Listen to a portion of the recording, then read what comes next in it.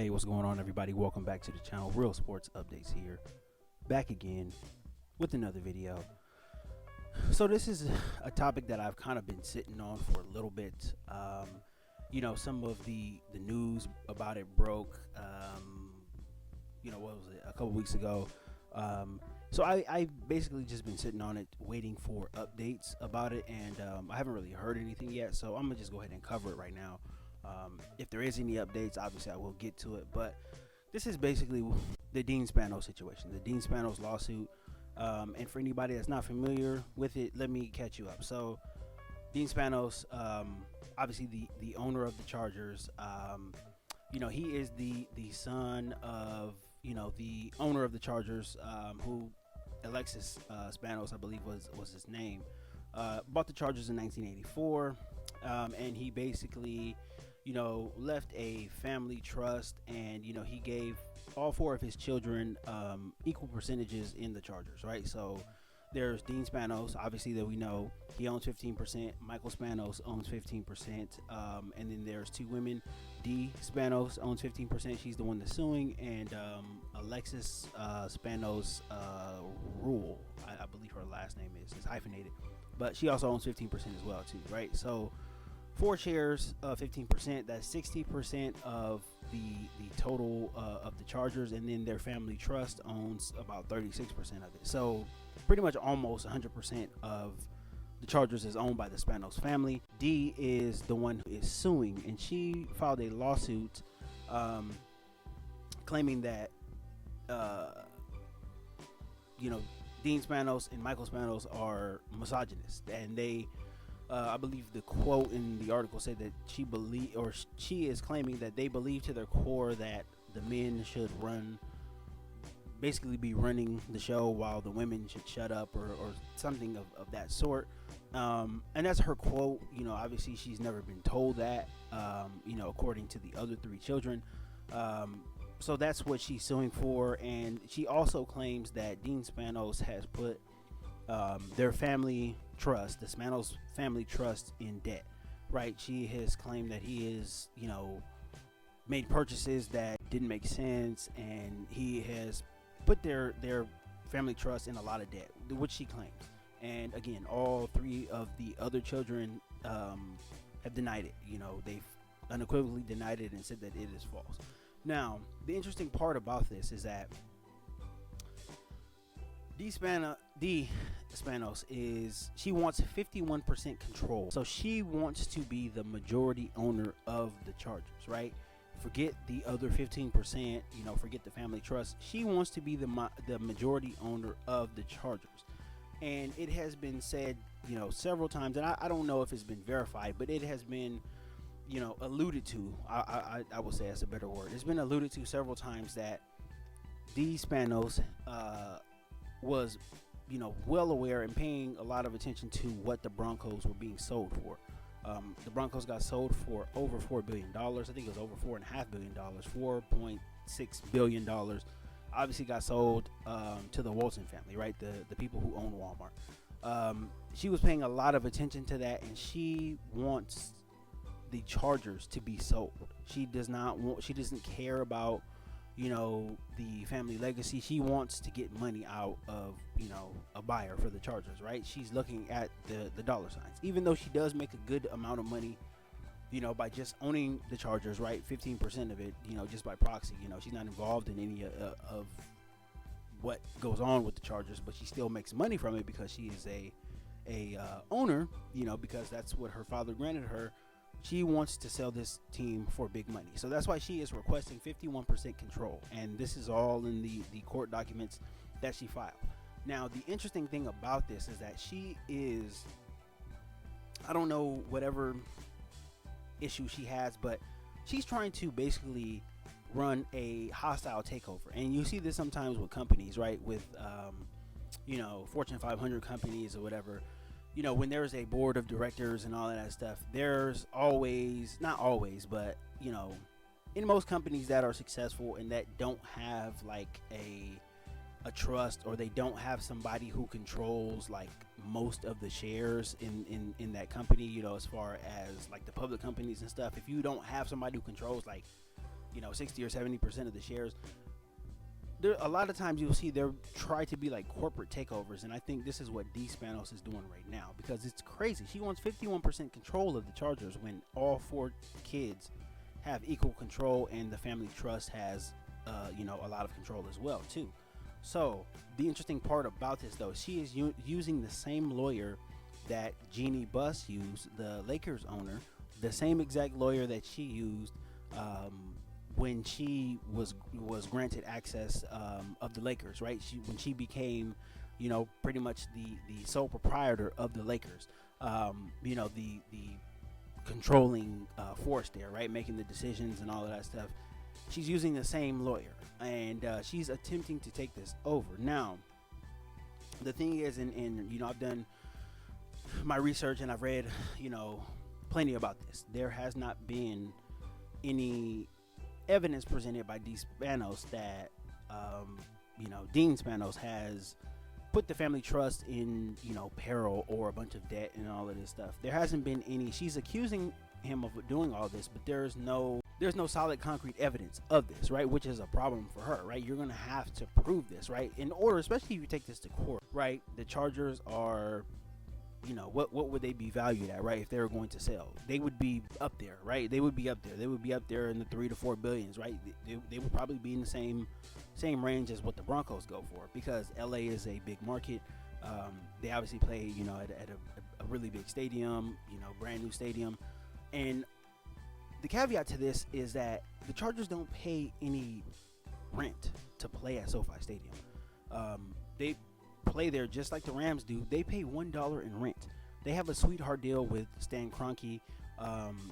The contract is for, I don't even know, it's more than double-digit years. So the Chargers are not going to pay for any, stadium or any type of rent for any. They're not going to pay for that for a really long time. That's why they can afford to build, a state-of-the-art practice facility in El Segundo, right? The one that they're working on is going to be opening in 2024.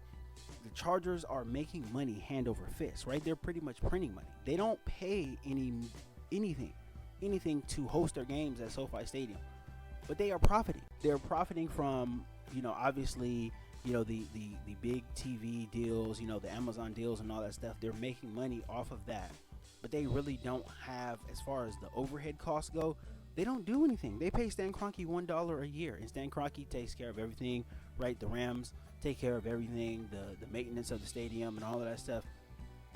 That's a Rams thing. That's not the Chargers. The Chargers are just the beneficiaries and get to play there. This is a sweetheart deal, and you can say whatever you want to about Dean Spanos, right? He hasn't been the greatest owner. He's come off as cheap, sometimes, whatever.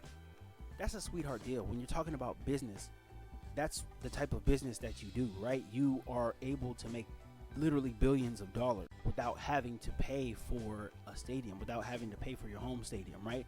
This wasn't even a thing with, the soccer stadium in Carson, right? The Chargers had to pay something to be able to play there. But they're not doing it now. And this is a very good business move. And this is something that should be celebrated. If you're the family, right? If you own 15% of the Chargers, this is something that you celebrate, because this is one of the biggest, overhead costs for most teams, right? Most sports teams, right? What venue are you going to play at, right? Unless you outright own the venue, like, the Dodgers with Dodger Stadium, right? The Dodgers outright own that venue. But there's no, there's nothing to worry about with that there. There's a lot of teams that have to worry about, how much that overhead cost is, right? Especially for a building as big as SoFi Stadium, as nice as SoFi Stadium, right? This is something that, a lot of teams wish that they were in the Chargers' position. Even the Lakers don't own Staples Center, right? AEG, the big entertainment company, they own Staples Center. The Lakers don't, right? So the Lakers they're going to have to pay something to play there, right? There's no sweetheart deal there. They're in the millions, as far as when it comes to renting the building and being able to staff the building and all of that stuff. There's money, there's overhead costs associated with that type of stuff. The Chargers don't have that. They don't have that, and they're not going to have it for a really long time either. So this is the era where the Chargers are going to make a bunch of money, right? They're going to make a bunch of money, and with the team that they have now, especially if they're competing, right? They're competing for Super Bowls. They're in the playoffs. They are moving merchandise. The Chargers are going to make a bunch of money. There's no need or reason why you would want to sell it now, right? You can sell it for $3 or $4 billion, or you can continue holding on to this. You can make that money within 15 to 20 years, whatever, and you can pass it on to your children as well too. It doesn't make any sense why you would want to sell a cash cow like this. It just really doesn't. And I think whatever judge is going to be presiding over this, if it even gets that far, I personally think this is going to get thrown out, because this is just a frivolous lawsuit. Accusing somebody of being misogynistic it's not going to do it, especially when it comes to moving a team like the Chargers, right? Moving them from having equal ownership to somebody having control over it. Somebody just being misogynistic, it just doesn't. She's going to have to show that Dean Spanos owning the Chargers is a clear detriment to their family trust, and she cannot prove it at this point. And it's very, I don't know, man. It just seems very I don't know. Is there a family rift or something like that? Possibly. And this happens a lot of time with rich families, right? They will battle it out, and they will have their fights in court, right? They'll sue each other and do this type of stupid stuff, right? As opposed to just having an argument, getting over it, and moving on. They will go and take this type of stuff to court. And to me, it seems like this is what's going on here, because there's nothing that says that Dean Spanos, Michael Spanos, and Alexis Spanos rule should sell the Chargers, or should give up their ownership stakes and let D Spanos sell the team, right? Because it has been said many times in all the stuff that I've read, all three of the other children have said that it was in their family's will, right? Father and mother both wanted the kids to take over the Chargers and continue to run and operate the Chargers and continue to pass it down, as the generations go along, right? There's no plan to sell it. They didn't say, you should sell this and get the most money for it. No, their plan was to give all the kids ownership, and hopefully the kids give ownership to their kids, and so on and so forth, right? As you go down the line. That's what all three of them said the plan was. And this hostile takeover attempt by D Spanos seems very inappropriate and unnecessary, right? And it's just not going to happen, right? The Chargers are in a good place right now. They're in a good place in LA. They're making money, and they're going to continue making money, right? This is going to be a big season for the Chargers, right? You see everybody talking about them. They're a Super Bowl favorite to a lot of people, right? And all of that stuff is all great, but when you have stars, when you have a star quarterback, when you have a Justin Herbert, when you have a coach like Staley, when you have talented players, when you are able to kind of get into that market in LA, when you're able to get there, you're able to get fans out to the stadium, right? And the Chargers don't have any problem getting fans out to the stadium. All the games are sold out, right? All the games are going to be sold out, and it doesn't matter if there's 30%, 35% fans from the other teams there. The thing is that people are paying money to go to SoFi Stadium to watch the Chargers. People are watching them on TV, right? They do really good ratings. Justin Herbert is moving a ton of jerseys. He's moving a ton of merch. They're making money. They are printing money. And there is no reason why a hostile takeover should happen when a business like this, when a business like the Los Angeles Chargers is this successful without a major overhead cost, right? In what venue you're going to play at. That's not an issue. That is not an issue. They are, paying a minimal amount of money where they're at in Orange County right now. The overhead cost is not there. They are making money. And this lawsuit is frivolous. It is going to get thrown out. And to be honest with you, it is just ridiculous. I don't know what her motivations are. Maybe there was a bad argument, or maybe there was a disagreement that never got settled. So now this is spilling over into court. But this is just ridiculous, man. There's absolutely no merit to this whatsoever.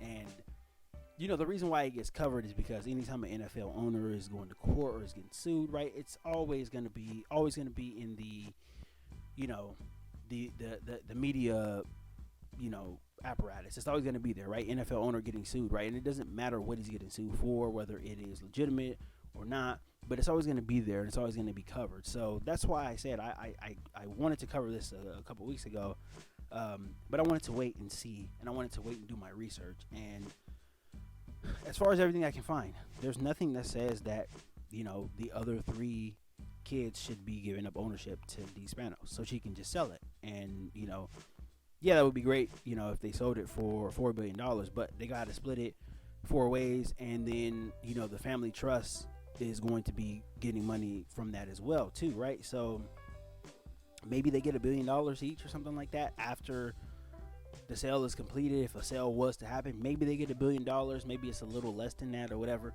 They're going to be able to make that within the next, I would say 5 to 7 years with the TV contracts, with the price of tickets, with all the merchandise, with everything, all of the licensing that's going on, right? All of the popularity that the NFL has now, they would be able to make that easily within 7 to 8 years, right? $1 billion each.